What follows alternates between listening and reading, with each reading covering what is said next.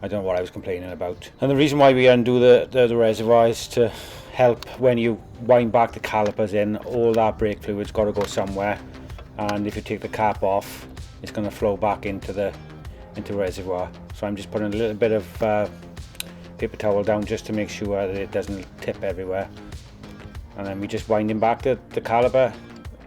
If you have trouble with it going back, then your caliper might be seized, so you just need to be careful when winding them back in.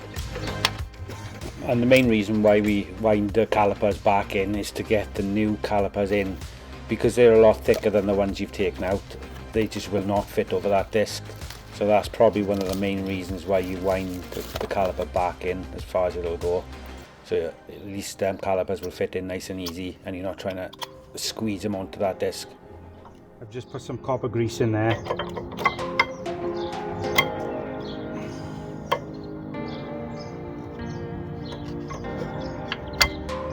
Now, I should be able to fit the new wear sensor without taking the pads out. So we could just slip it in there, so hopefully just in there. Side done, it's all back on. The only thing I'm going to have to do is put a new wear indicator in there. I can do that afterwards, it's not a problem. So I'm just fitting the spring back on, that holds everything back in place and stops the caliper popping off and the pads falling out. Just make sure you clean everything back down with a bit of brake cleaner, because we don't know residue, no grease or oil left. I got a week off and I was hoping I'd get that Volkswagen Polo done. It always seems to be something else I got to work on before I can do anything I need to do. So yet again, obviously I'm working on this BMW. It was the same last time with the window. If I get a weekend off, there's always something happening and I can't get a chance to work on what I need to. So I got to get this obviously MOT ready, because my wife obviously uses it, and with it run out, it's not gonna, she can't drive it, she can't get it anywhere. So this is more important at the moment than the Volkswagen Polo. So as soon as I can get this sorted, I can get back onto that. Right, it's literally the next day. I think the time is, it's 25 past 9. The car's booked in for its MOT at 10 o'clock. I've got a new cable for the brake wear indicator. I just got to sling that on, put the back seats on and go. So if you're wondering why I'm in a rush, that's why. I managed to put everything back together last night, so all that's ready. Just got to put that on. The other side all been done. The brake pad's been done that side, so that's done. So it's literally do this and put that back together. So let's go.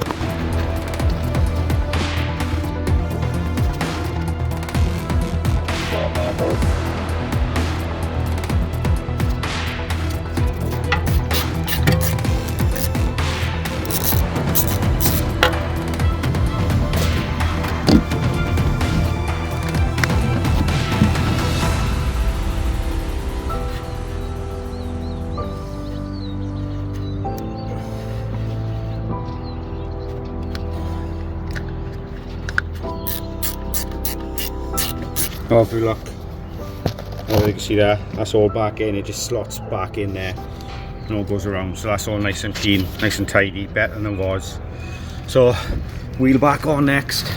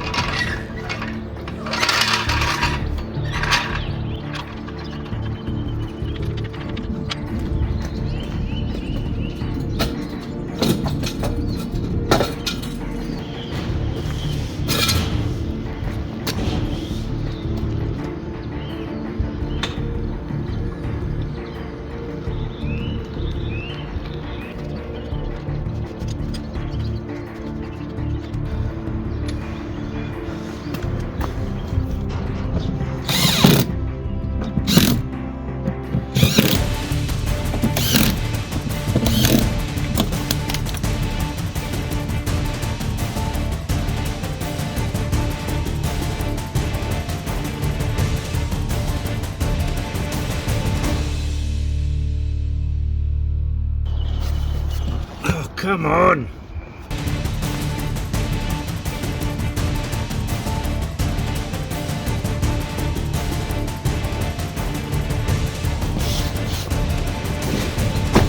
Right, it's now 22. I'll show you. It's 20 to 9. I don't know if you can see that's reversed. I am absolutely wrecked. I haven't had no breakfast or nothing, so I just had to get this done.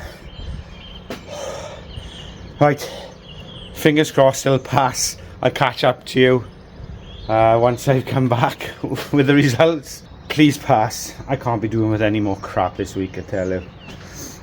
Right, catch you in a bit. Sitting here with my Greg's waiting for it to go in. Fingers crossed it'll pass. I don't think anyone really doubted that I couldn't get this car another pass. So I'm well happy with the results of this. And in the short period of time I had to do it, hopefully that's another year without any problems with this BMW, but it is starting to play up a little bit lately with little faults. So I think it's time we might start looking for something else. Bought this BMW from Copart, and it was one of my very first projects as a Cat S. Very little damage for a Cat S. And we've had it a good 3 to 4 years now, and I think it's time for a change. I just want to apologise for the moaning and groaning in this video. This is when I had the bad news about the Audi S1 and everything seemed to go wrong in this week. So that's probably why I come across a little bit deflated. But things are definitely better and will improve in the next couple of videos. But that's it for this video. I hope you enjoyed, and I'll catch you in a bit.